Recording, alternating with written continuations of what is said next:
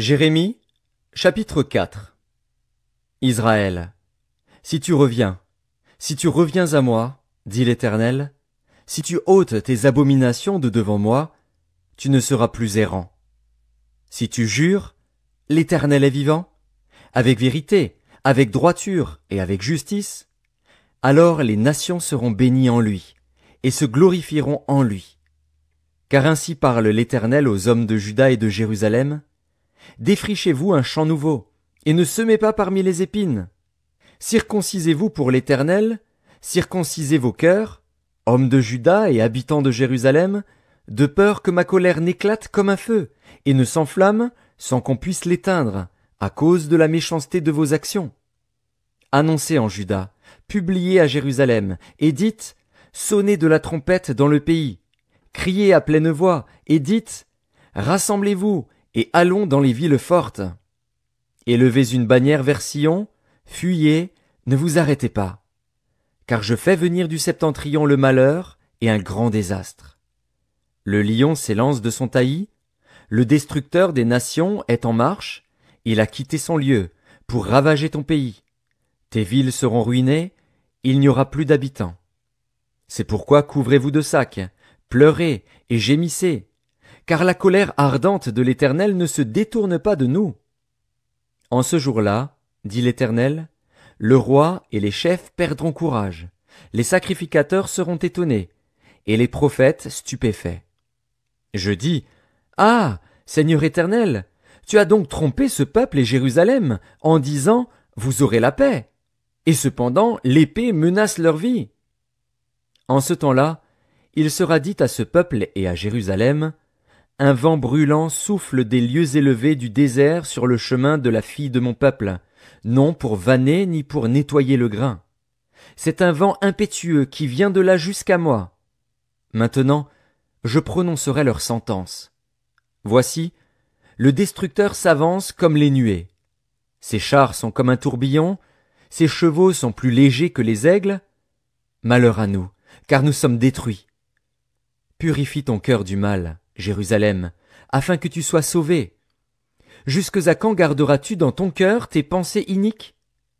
Car une voix qui part de Dan annonce la calamité, elle la publie depuis la montagne d'Éphraïm. Dites-le aux nations, faites-le connaître à Jérusalem. Des assiégeants viennent d'une terre lointaine, ils poussent des cris contre les villes de Juda.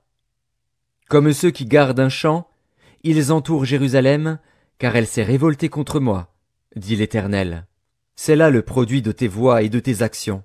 C'est là le produit de ta méchanceté. Certes, cela est amer, cela pénètre jusqu'à ton cœur. Mes entrailles, je souffre au-dedans de mon cœur. Le cœur me bat, je ne puis me taire, car tu entends, mon âme, le son de la trompette, le cri de guerre. On annonce ruine sur ruine, car tout le pays est ravagé. Mes tentes sont ravagées tout à coup, mes pavillons en un instant. Jusques à quand verrai-je la bannière, et entendrai-je le son de la trompette? Certainement mon peuple est fou, il ne me connaît pas. Ce sont des enfants insensés, dépourvus d'intelligence. Ils sont habiles pour faire le mal, mais ils ne savent pas faire le bien. Je regarde la terre, et voici, elle est informe et vide. Les cieux, et leur lumière a disparu. Je regarde les montagnes, et voici, elles sont ébranlées, et toutes les collines chancellent. Je regarde, et voici, il n'y a point d'homme, et tous les oiseaux des cieux ont pris la fuite. Je regarde, et voici, le Carmel est un désert, et toutes ses villes sont détruites, devant l'Éternel, devant son ardente colère. Car ainsi parle l'Éternel, tout le pays sera dévasté, mais je ne ferai pas une entière destruction. À cause de cela, le pays est en deuil, et les cieux en haut sont obscurcis. Car je l'ai dit, je l'ai résolu, et je ne m'en repens pas, je ne me rétracterai pas. Au bruit des cavaliers et des archers, toutes les villes sont en fuite.